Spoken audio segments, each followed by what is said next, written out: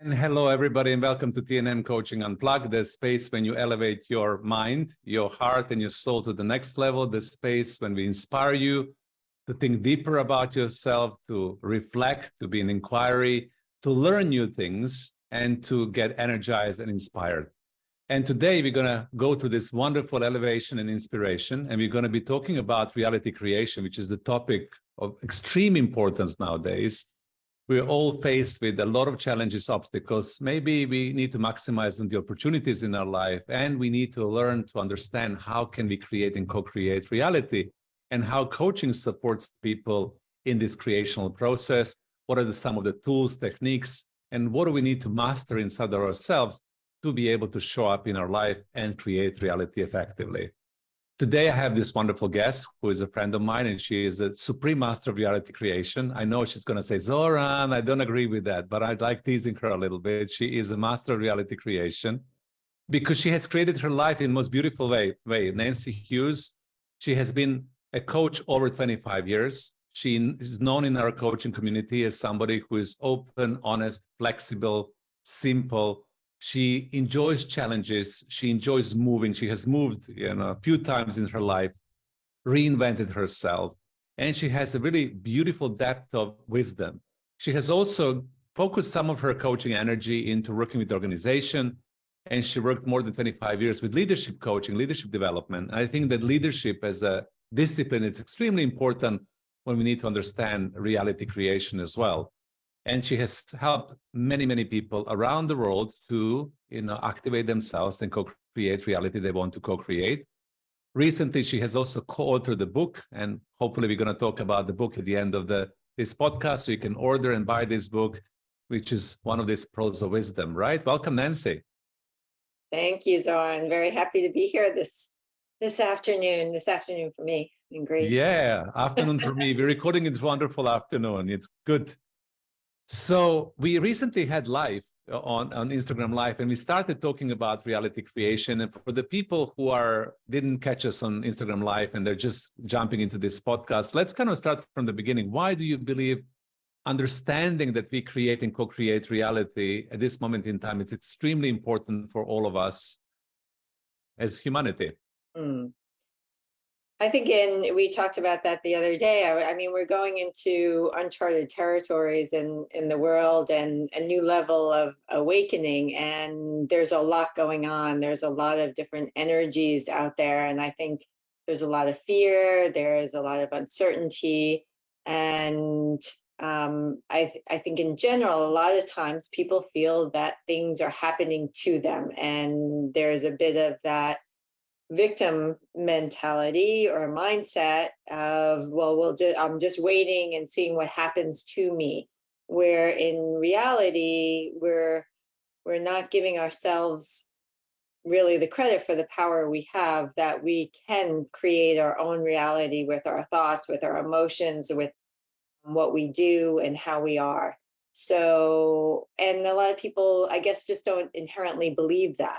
So, and I know you and I do, and we've seen it. We've seen proof of it. It's, where you put your focus, what you choose to do and think actually creates everything around you. Yeah.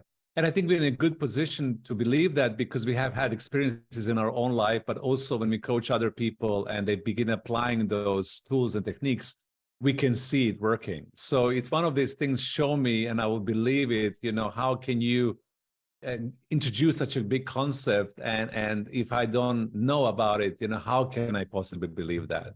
So it's easier, once when you start practicing it, right?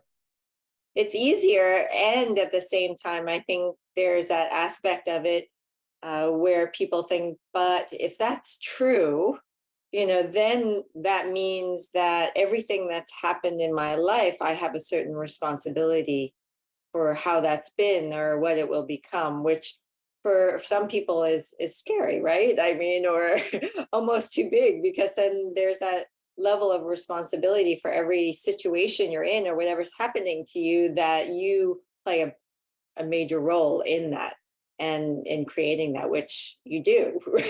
We do. Which we do. Yeah, true. which we do. Mm. And that responsibility sometimes can feel heavy. I think that we have to shift our relationship with the word or the concept of responsibility, because I know for myself, in the past, I used to feel a certain element of heaviness. I'm responsible. It's like there is a burden, like I need to be responsible, but we can magicalize it into the space of, responsibility can be light and fun. What is your relationship to responsibility? Do you still feel that heaviness, or are you able to shift it into the lighter space? I definitely feel it with lightness. I think there have been times, like you said, in my life where a responsibility feels heavy, with my kids, or certain things that I might need to do, or but I'd say at this point in my life, I feel a different level of lightness. And then as I'm saying that, I'm questioning, so how did I achieve that? How did I how did I achieve a different level of lightness? And it is a perspective, right? It's a perspective on that creation, because I want to create love and fun and joy in my life. So that's a fun responsibility, right? That's a fun responsibility. And for me, what really worked was when I started learning coaching, this distinction of responsibility, it's our ability to respond to life, depending on our capacity and how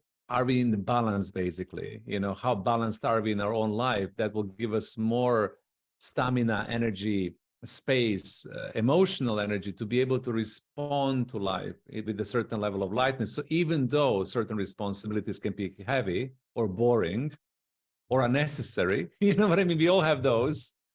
Then with that perspective that you shared, with the attitude, this is my ability to respond back to life, it can become much easier. Yeah. And again, I love using the examples of stories with my horse, because I learned so much about myself with that. And not long ago, I was having some difficulty with him, and he was stopping, and my instructor just said, "Nancy, you just have to let go." And just that letting go, I was just like, she's so right. And it's so hard just to let go, because what if, right?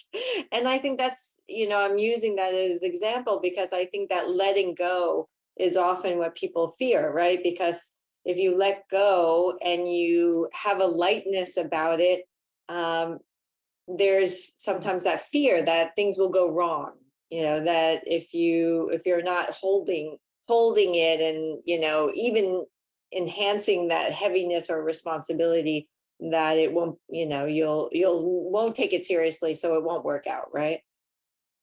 Exactly. So letting go, it's an important part of creation, but also relationship to responsibility, because you mentioned that sometimes when we get this concept that we're creating and co-creating our reality, then we take responsibility for everything in our creation, right? And that can be overwhelming, because people, for all of us, it can be like, oh my God, I'm creating everything. I need to be responsible right now. So what we want really to do in this first step in getting people to relate to the creational power is to begin relating to responsibility as something light, something fun, something easy, and with something they can let go of, and something that they will be able to do because they simply have more capacity to do that, right?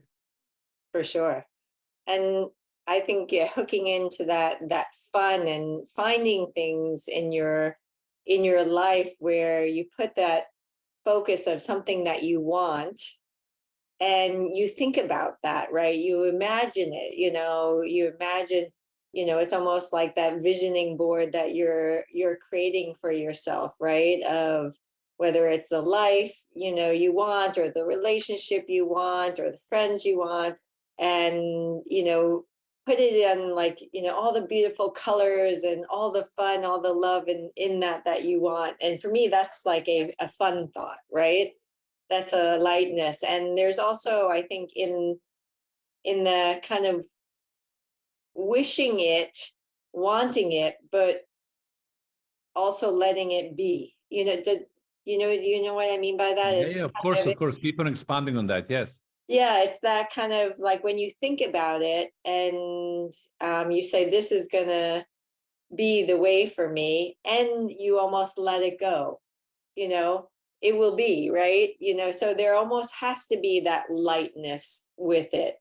I used to have a time in my life where for my work, everything came really clearly. And all I needed to do was to actually just think about it and say, oh, I'd like another client, to work with. And I think I'd like a coaching client. And I would just kind of let it go. And I'd say it to myself. And sure enough, within a short amount of time, that client would appear. I wasn't able to do that in a lot of other aspects of my life. But for me, I mean, like it was always so clear that I was able to do it with that. And for me, that was that evidence that it's there. And I was, creating that. And so, how do I then do that in other parts of my life? And I knew with that, I was able to be light about it. And I was able to just kind of put it out there and say, oh, let's see. Whereas, a lot of times with family and friends, I think people have a harder time doing that. And letting go of the outcome. It is ultimately what you're saying, right? Wanting to create something, but at the same time detaching. So when you were able to detach in your life, what happened? I mean, I think when I'm able to detach and have let go of those expectations, then things start to fit into place. It all just kind of happens. And I have, my husband's been very helpful also in helping me with that, because he's very flexible and he's like, yeah, don't worry about it. It will work out. Or, if you try to control things too much, you just make it worse. So I'm just like, okay. Okay, let me try it his way and see what happens. Exactly. So one of the instrumental tool of creating reality is able to desire or to be very clear to what you want to create, put your focus and intention there, but at the same time, letting go of that expectation it will happen. And this is where the trust comes and the faith. Exactly. I think, and, you're probably, I see myself, I'm kind of a serious person, right? I'm kind of straightforward, serious. When I say I'm going to do something, I do, and I focus on it, I take it seriously.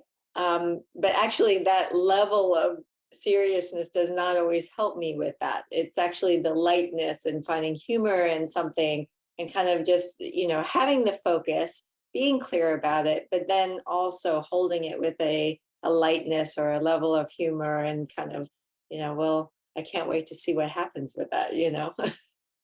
Exactly. And also that expectation cannot wait to see what will happen with that. And we all know that nowadays when we record, that lightness and ability to be in energy of joy, frequency of joy, it's a very important element of creative abilities, of ours.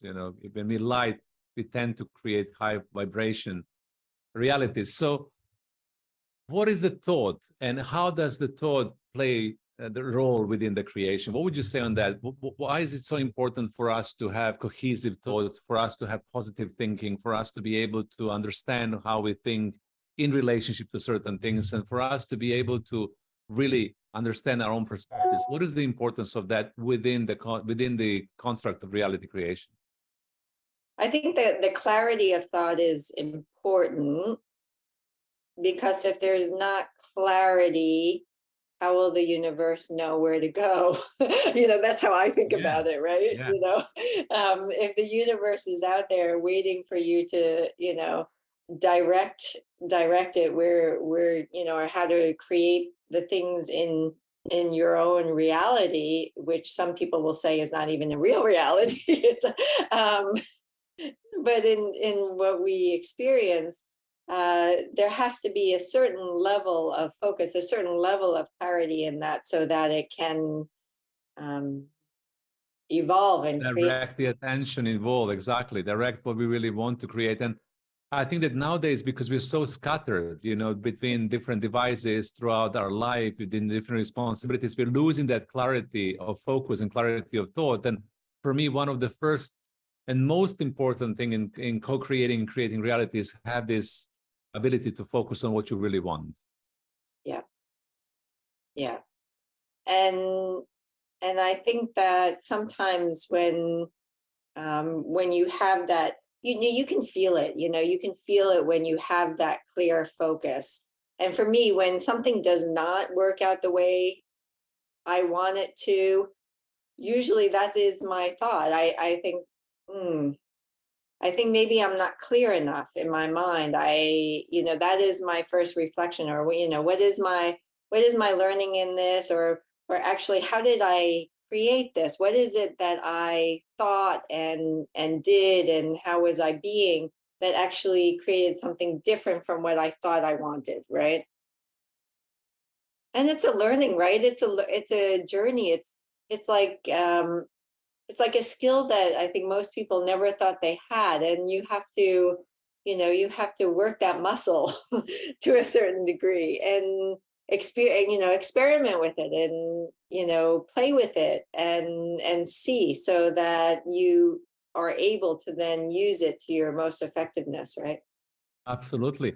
For us to really, as we started from the get-go, to believe that we can do that, to believe that we can create realities, how empowering is that? Nothing in your life can be outside of your reach, and you'll never be able to be the victim of reality. In contrary, we have this ability to co-create the most beautiful realities as well. And then we have thoughts are clear, cohesive, and then we have feelings. Mm, I think feelings are very important in the process of reality creation, because yeah. those feelings, they create a certain vibration of how we feel around the topic that we want to focus on. Those feelings and those vibrations are quite magnetic. They work with the law of attraction, that they pull in people, circumstances, situation to help us realize what we really want to create. So we need to be very mindful around how do we really feel Mm. around the reality that we really want to co-create. Yeah, and we talked about that as well in the Instagram, about the frequency and the energy that's in our feelings, and that shows up also in the language, right? Or and things we do. So everything about us actually is what determines that reality, and it is that frequency that we want to focus on, probably more than anything, to a certain degree. I mean, because everything is around energy and frequency, right? Yeah. So it's good to be mindful when you're focusing on something. So let's say that you would love to create this ideal relationship in your life. You would love to create abundance. You would love to move countries. You would love to feel better about yourself. You like to change job. How do you really feel about this? Do you feel frustration, anger, tension, uncertainty, insecurity, or do you feel empowerment? Do you feel joy? Do you feel excitement? Do you feel a sense of adventure? What is that predominant feeling that you are experiencing right now in relationship to that creation? And I think one of the beautiful tools is to shift, to choose that feeling in order for you to be able to calibrate your vibration so that this creation can come to your way with ease and grace. So we can also choose how we feel, because a lot of people will say, I don't have any choice. The feeling just happened, and I'm overwhelmed.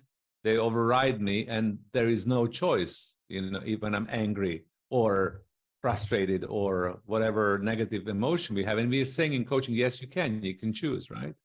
But you can definitely choose to shift them, right? I think as humans, sometimes we experience different things, right? And it's also, there's a beauty in experiencing different emotions, and we have that choice to say, okay, this is how I'm feeling right now.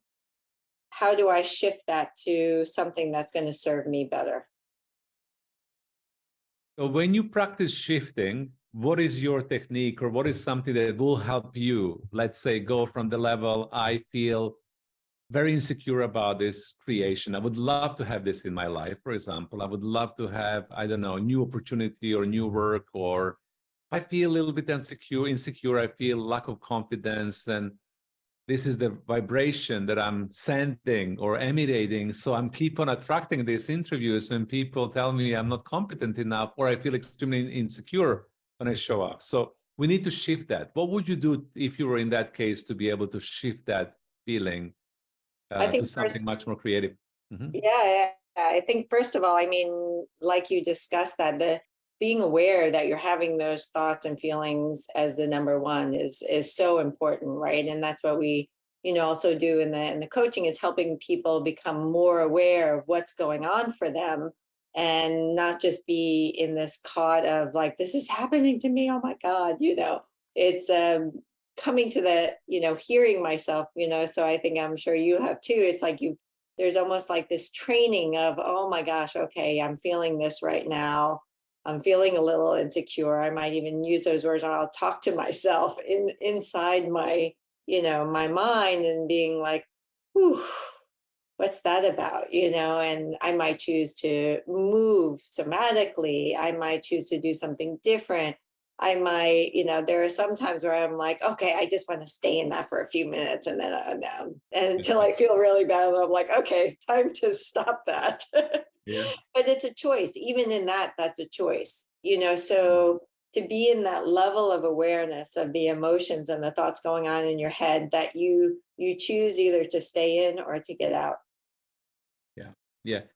For me, that's one of the most liberating concepts that I think that everybody should start believing and adapting to, because people tend to believe they can shift their thoughts, they can choose to think differently about certain things, shift the perspective, change the belief, but sometimes people don't feel they have enough energy or tools or understanding they will be able to shift the emotion. And I think that shifting emotion can be anything from you remembering the time in your life when you felt good about this, you remembering the time of the life when you felt confident, revisiting the images or videos that make you feel confident, talking to people in your life who will, raise your vibration and tell you everything is okay, and get you to that space of confidence, can help you shift that emotion. Because why is that important in relation to reality creation? Is because when you shift it, the magnetic power of your being will then attract this more positive emotion, a most positive circumstance, so to say. So the emotions are extremely important in relationship to creation.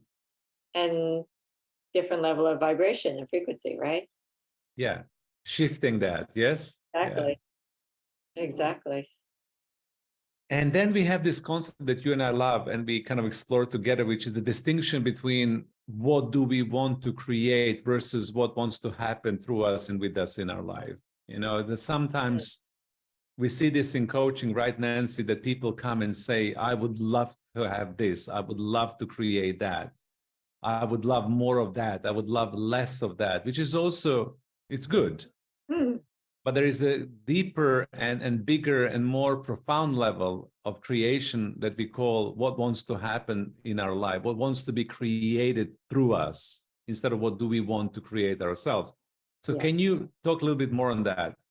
Yeah, I'm glad you brought that up, because I think that's, to a certain degree, it's a bigger question. It's a bigger, or even more important, because it's that level of what are we meant to do on this earth, right? Well, what are we here for? Um, what is meant to happen for us? And sometimes that might not always coincide with exactly, that other reality creation that we want for ourselves. They might sometimes come into, a little bit of a head to head, right? And I know, for myself, I have those thoughts, what am I here to do? And, yeah, I'd like to go to the beach every day. Okay, no, maybe that's not going to always, work. And being able to see how and where they come together, right? Mhm. Yes. And, I think when I started to ask that question for myself, many years back, actually, I think it was, whether it was in a session with you or Solara, I can't remember. And I hadn't even thought about that before. So I think there are a lot of people who don't necessarily have that thought, not because they don't want to, but they haven't necessarily been asked to think that way, right? Or it maybe feels too big, and what if I don't have an answer, and all those what ifs. Mhm. Um, but when you relax into that idea and realize I am here, for a bigger purpose, and there is something that is waiting to happen here, and what could that be? It adds a lot more meaning, I think, to your life. to one's life. Would you Yeah. agree? Yeah, absolutely. I think that we're all born for that bigger purpose. And you're absolutely right. Nobody asks us those questions. And sometimes when you ask people questions, what are you in service to? What is your biggest purpose in this lifetime? What are you here to do really beyond your roles of being husband, wife, an employee, friend, mother, father, all the things that we have to do? What is the deeper core soul purpose of yours in this lifetime? I found that when people begin asking those questions in relationship to reality creation and they get the answers from inside out, usually their life journey aligns in a more magical way, and this soul contract they came here to fulfill kicks in, and then they can step into this more of what we call the magical reality creation or instantaneous reality creation, right? Yeah. When what we feel and think will instantaneously manifest in speed of light, which is a lot of fun. Hmm. And it's that, it's that remembering, right? It's, all of a sudden something that maybe felt so far away or not touchable is all of a sudden there for you. And it is almost like it was always there before, right? But you just didn't look at it. You didn't acknowledge it. It's like that person in your class who's always there, who always wanted to be your friend, but you never noticed them before. And then all of a sudden you look and, actually, that's a really nice person. Why didn't I notice them before, right? Yes. And it's almost that, right? It's always it's not like it isn't there and then it's there. It's always there. Yes. Yes, exactly. It's always there. We just need to become aware of it. So the good thing that we would love you to take out of this last part of our conversation is that ask yourself that question. How can I be at service to humanity? What wants to happen through me and with me right now? What is my deeper purpose? Do I need to get more clarity around that? Do I need to be coached around this? It doesn't need to be profound, and sometimes when we talk about this, it feels really, really profound that, wow, now I have to find my bigger and deeper purpose and I don't know it. And I'm not sure that, am I ever going to find it? It's not around that. It's just about being in inquiry and asking and seeing what emerges, right? And sometimes nothing needs to change. Just the acknowledgement of that role that you have, on this world is enough. And you can continue doing whatever it is you're doing, but with that acknowledgement, and you're giving that energy to the world, right? That needs to be there. Yeah, it becomes much more conscious, right? And then in that relationship, you're even more effective in doing the same thing or doing the new thing, but you're actively creating and co-creating reality. And I also feel that when we begin asking those questions, all these new abilities in ourselves are activating. In recent times, I'm witnessing more and more and more that we are evolving, right, Nancy, and activating to the next levels of ourselves. We're transforming and we're gaining these new abilities that we forgot we had inside of ourselves. Yeah. I mean, how many times have you had it that you think of somebody, and then they call you 10 minutes later, right? I mean, everyone has that and they think, oh, it's just a coincidence. We know it's not just a coincidence. Yeah. We know it's telepathy or our deeper connection to the field, or, we can be like Master Yoda, one with the Force. Absolutely. You're connecting energetically with people and they don't need to be standing right next to you. So how we would like to end this recording today, it's to ask you last question. Where would you like to leave audience with? What do you think that we should practice, based on your experience as a coach in your own life, in order for people who are new into reality creation or people who have some experience with reality creation? What would you like to invite them to practice or play with after listening to this recording? I would invite them, I think, most to play with their awareness and their thoughts of what's going on, what are they thinking? Well, how are they feeling? And then also, try to think about what is it that you want to create, and try to find something that's light and that's, brings you joy when you think about it. And imagine that, like, I almost have it like in my mind, I created in a bubble, and then I just kind of open up the bubble to the world and just let it go and see what happens. So I think to try to play with it rather than to take it so, heavy or serious. Yeah. Seriously, exactly. Yeah, I think that playfulness, it's a main spice in reality creation. Absolutely. And tell us a little bit more about the book that you have co-authored. Anything you would like to share, how people can get it? What is the name of the book? I don't know if you have it in front of you to show it. I don't. I haven't received the first copy yet. Yes, so tell us about it. Shaken, stirred, but not deterred. So it's a beautiful book because it's a group of 20 women, and it's all women telling their stories of their lives, of how they've had different things that happen in their lives, whether it's personal or professional, that could be seen by some as obstacles, but that they've really evolved and blossomed into something different. So for me, it's a bit of a story about myself and how I've come to learn my mission in life. Yes. And we're going to reference this in the description of this podcast so you can order it. But it's also linked to the topic. You said, certain situations in your life, how did you create it? How did you overcome it? What happened? Yeah. So it's good to be inspired by good life stories from other people. Absolutely. Thank you so much, Nancy, for joining us today. Thank you so much, everybody, for tuning in and listening, for showing up to this podcast. We hope you have a beautiful and good experience in learning, listening, and getting inspired. And we cannot wait to see you on another recording. Bye for now. Bye.